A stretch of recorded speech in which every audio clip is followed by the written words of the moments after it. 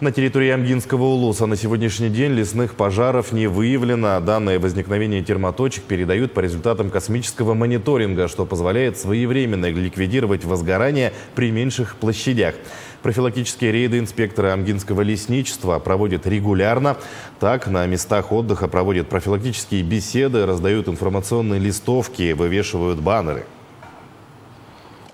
Количество 77 патрульно-рейдовых мероприятий, в том числе совместных рейдовых мероприятий 27 патрулирований выполнено.